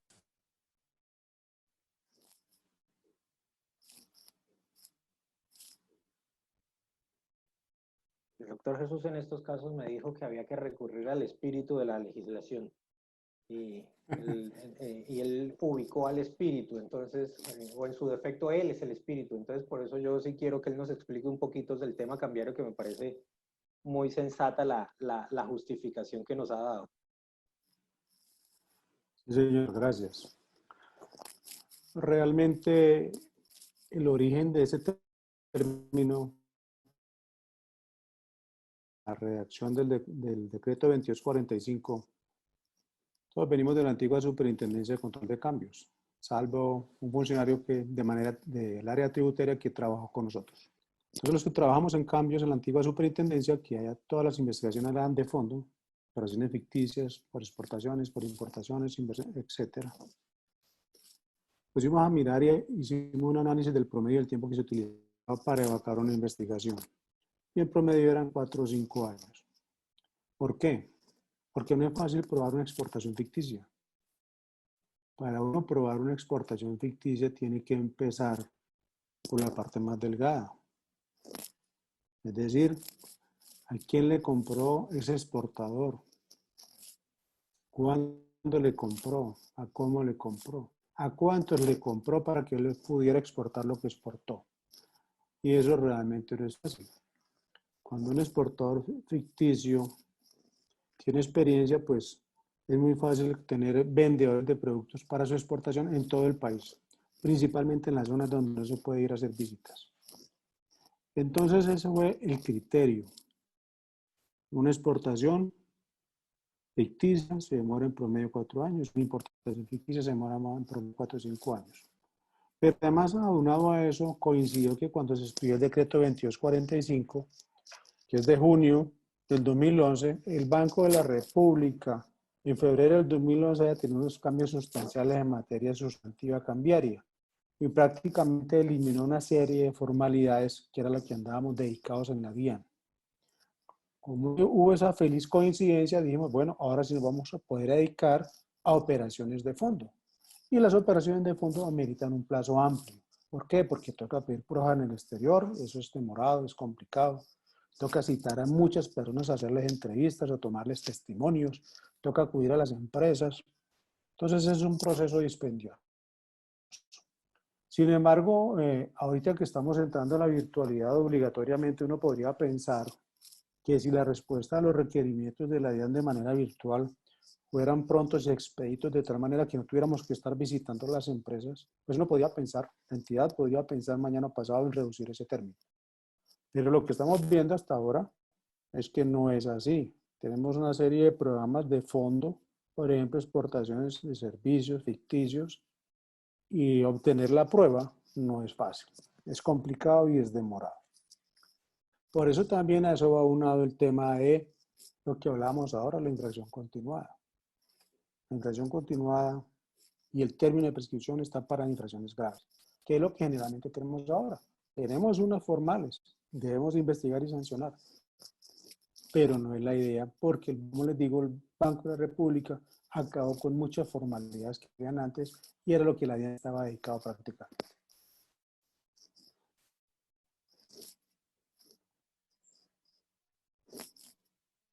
Perfecto. Yo creo que es claro el tema y la idea, por supuesto, con el tema de la virtualidad, pues la idea es precisamente tener procedimientos pues mucho más expeditos y ojalá, digamos, en ese camino que tenemos que recorrer se tuviera en cuenta, por supuesto, pues ese término en la medida que tal vez la virtualidad pues, acorta mucho más las distancias. Finalmente, y para abrir el espacio a las preguntas que ya tenemos, algunas preguntas ya en el tintero, como dicen por ahí. Hay un tema que mencioné yo al comienzo cuando hice la introducción a este webinar, pero es interesante conocer la opinión y el análisis del doctor Jesús María y del doctor Quevedo, básicamente porque nosotros creemos que la columna vertebral, los temas, digamos, fundamentales o más fundamentales del derecho aduanero en general, pues son el tema de qué es, cuánto vale y de dónde viene, ¿sí? Y esto, pues son temas que son gruesos, requieren mucho estudio, mucho análisis, de tal manera que, como decíamos al comienzo, ejercer ese control en materia de estos tres temas en un control simultáneo, pues tal vez no es el mejor de los postulados, porque el resultado, sea cual fuera, pues no va a ser el mejor porque no se va a tener certeza sobre el tema. Obviamente, sí, existe la posibilidad de presentar una garantía y obtener el levante, pero eso frena el comercio. Eso implica buscar una garantía, incurrir en un gasto, demorar el proceso de nacionalización, cuando perfectamente en un control posterior y desde fiscalización se pueden ejercer este tipo de controles con todo el tiempo, con todo el insumo, con todas las digamos, pruebas y los mecanismos que existen para llevar a cabo este tipo de investigaciones. Entonces, tal vez aquí le doy la palabra al doctor Quevedo para que nos cuente un poco su percepción acerca de si estos temas realmente valen la pena mantenerlos en un control simultáneo o si dentro de ese camino que tenemos que recorrer deberíamos también poner sobre la mesa la posibilidad de eliminar del control simultáneo estos tres temas fundamentales del derecho aduanero y fortalecer, por supuesto, su control valga la redundancia, su fiscalización en un control posterior.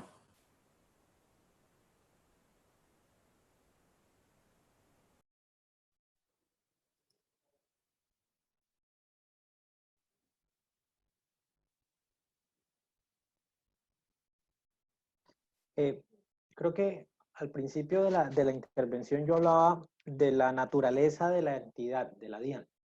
La DIAN es una entidad de servicio y precisamente el justo balance entre el servicio y el control es el reto, el éxito y el quid de todo el asunto de lo que se puede hacer institucionalmente. Y precisamente por ello temas como las facultades, los momentos de control deben entenderse en función de esas necesidades propias de cada uno de los aspectos operativos que obviamente se intervienen en cada uno de nuestros procedimientos. Creo que la doctora Ingrid Díaz me mataría si yo digo que hay que eliminar el control simultáneo, además porque le estaría haciendo una clara intervención en sus aspectos de zona primaria. Pero precisamente porque entendemos la necesidad de saber, de lo que les comentaba en la intervención, de ser mucho más eficientes, procesos claros como el de valoración son esos procesos llamados a mejorar al interior de la entidad. Para nadie es un secreto y de los que están presentes pueden dar fe de qué es un proceso de estudio de valor al interior de la DIAN en un control posterior incluso, no solamente al momento de la nacionalización, sino en control posterior. Y los criterios de efectividad que se manejan bajo esas disposiciones, que también están muy atados a un criterio normativo actual que establece un criterio de acción basado en operación más que en comportamiento. Esos son aspectos que nosotros como proceso estamos repensando. que nosotros como proceso estamos precisamente entendiendo sobre la necesidad de ajuste para responder a esa dinámica del problema y a ese problema del contrabando cuando volvemos a esa acepción de irregularidad. El contrabando no se controla solamente a través de acciones dispuestas, como les decía, en contra de la mercancía. El contrabando es el resultado de la lucha al contrabando, es el resultado de una acción integral que permita la identificación de conductas. Y eso se hace a través de procedimientos y de acciones operativas que impliquen mayor análisis del comportamiento de los usuarios de comercio exterior. Precisamente aquí es donde también tenemos nosotros que repensar si la cantidad es lo que prima o la calidad de lo que nosotros estamos haciendo. Y en toda la estructura de conocimiento de lo que se está formando al interior de la DIAN, el criterio de conocimiento de nuestro usuario es fundamental para responder precisamente a esa afirmación que hace el doctor Nicolás. ¿Cómo entendemos el criterio de acción? ¿Cómo materializamos los momentos del control? ¿Y qué dejamos para esos aspectos específicamente al momento de la llegada de la mercancía? ¿O qué podemos hacer en materia de control posterior? Teniendo siempre presente los dos criterios fundamentales, el servicio y el control, bajo un justo balance que obviamente nos obliga a repensar algunos de nuestros procedimientos. Tema origen es un ejemplo de ello. Las investigaciones de control posterior que se hacen en origen son el resultado de un análisis detallado de comportamiento de un usuario, de entendimiento de su desarrollo de objeto social, de cómo están inmersos en todo el contexto comercial, de relacionamiento con sus proveedores, que llevan a unas conclusiones muchísimo más ciertas, mucho más acotadas y mucho más efectivas. Entonces, ese es un ejemplo, cuando hablamos en materia de control posterior, de cómo armónicamente, bajo nuestra estructura actual, la zona primaria tiene un componente de acción muy articulado con la zona secundaria a través de los procesos de fiscalización.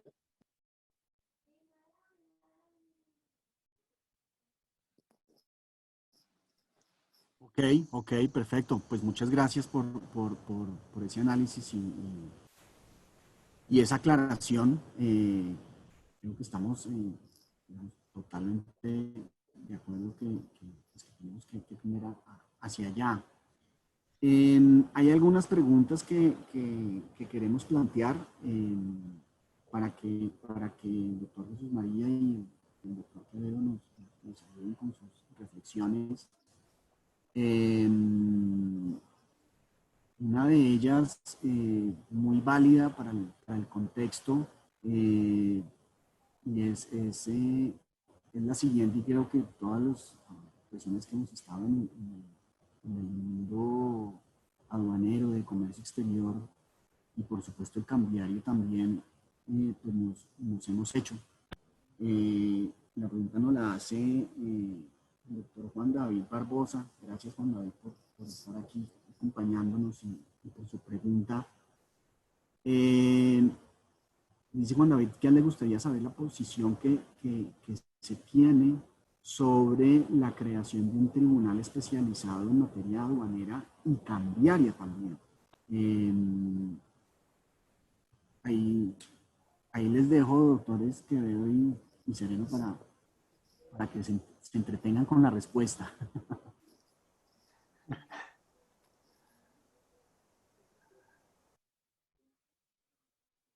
Doctor Quevedo. Es una buena pregunta.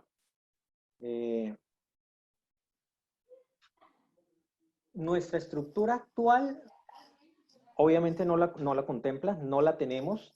En algunos países muy cercanos a nosotros, por ejemplo Panamá, ellos están, digamos que contentos con lo que tienen en esa materia, que les ha dado algunos resultados bajo ese criterio de imparcialidad, objetividad, garantía hacia el usuario, que sea un diferente, el que tenga la posibilidad de conocimiento de sus decisiones.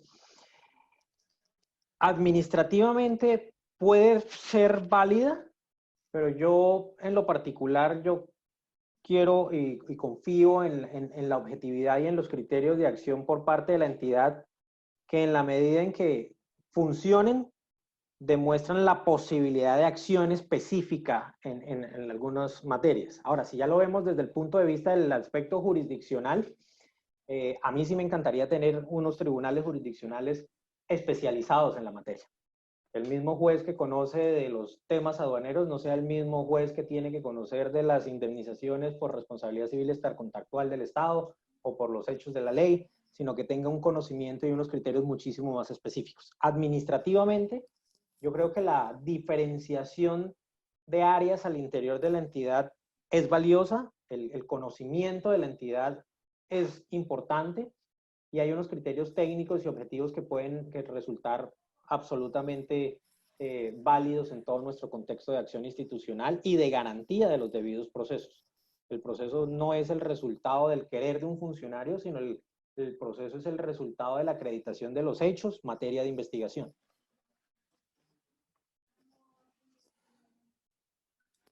Yo comparto el criterio del doctor Quevedo en el tema de la rama jurisdiccional. Me parecería que sería muy útil si existiera un tribunal que mirara el tema aduanero y cambiario. Porque a pesar de ser tema administrativo, son temas muy especializados y tienen mucha minucia. Y uno a ratos ve ciertas decisiones judiciales que claramente dice uno no entendió este tema. Y eso en últimas permite abrir unas troneras, por decirlo de alguna manera, en el trabajo que se hace a nivel de investigación, en fiscalización y liquidación. Está bien que si se tomó una decisión y se impuso una sanción o se hizo un decomiso y fue de manera errada, pues revoque esa decisión. Pero a veces uno ve decisiones que dice, esto no se compadece con la prueba que hay en el expediente. Y considero que es puro desconocimiento del tema. Entonces sí sería muy bueno en la rama judicial un tribunal con esas funciones de fallar en materia aduanera y cambiaria.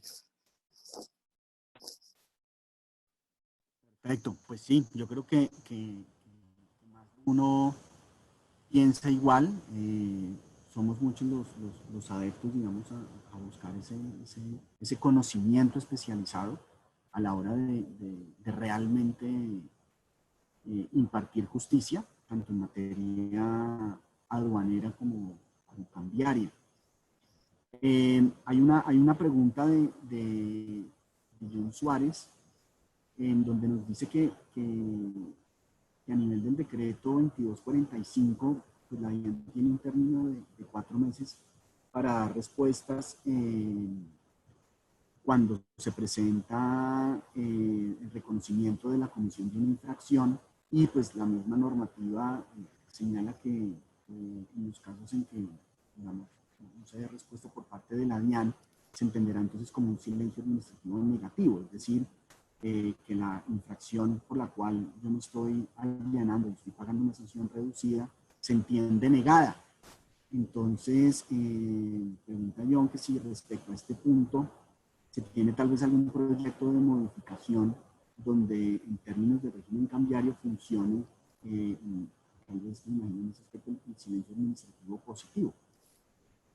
Tal vez el doctor Jesús María nos pueda ayudar con la respuesta. Pues realmente no lo hay.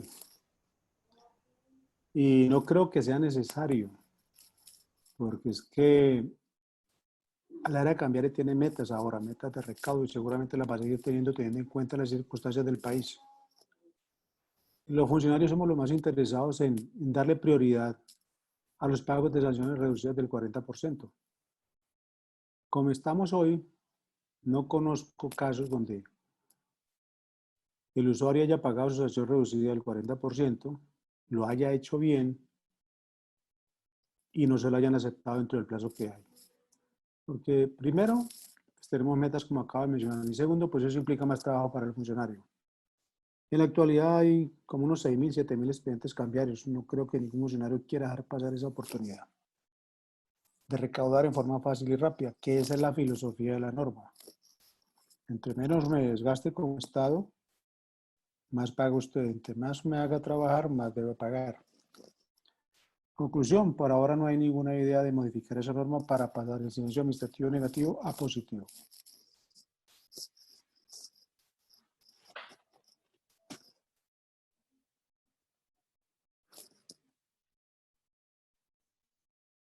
Perfecto, perfecto, doctor Jesús María, muchas gracias por la aclaración.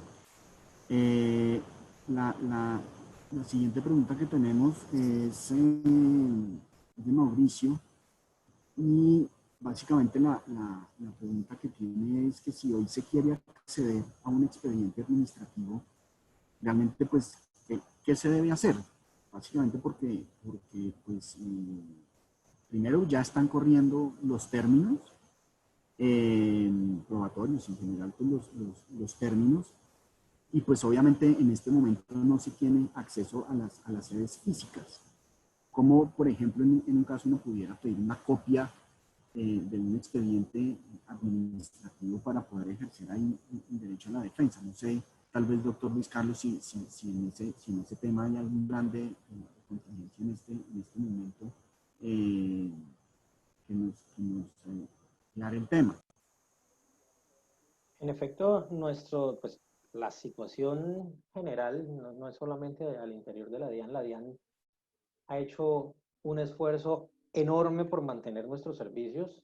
Hay muchos servicios que no han sido suspendidos a pesar de la criticidad de la situación, y otros ya están reactivados en función precisamente del servicio público que estamos prestando. Por eso tenemos las áreas de erradicación activas, por eso tenemos canales de comunicación virtuales a los cuales yo les sugiero que remitan sus peticiones con el objeto de que podamos recibirlas dentro del área y establecer las posibilidades de atención en el menor tiempo posible.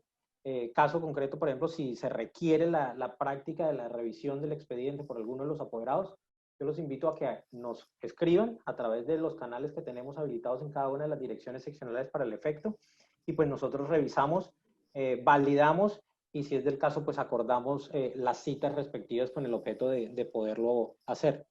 Hemos privilegiado en esta circunstancia el trabajo en casa de todos nuestros funcionarios.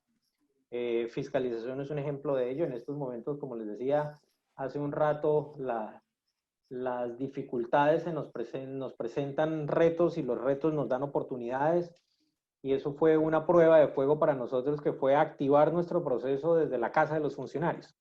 Hoy todos nuestros funcionarios de fiscalización tienen acceso remoto a la gestión de sus investigaciones, tienen la posibilidad de actuación bajo estos criterios, obviamente preservando la salubridad, la seguridad, pero en estos momentos ya tenemos atención física en las áreas de documentación, y para esos criterios específicos también podemos responder específicamente bajo las solicitudes que nos presenten, con el objeto de poder atender la necesidad de cada uno de los investigados.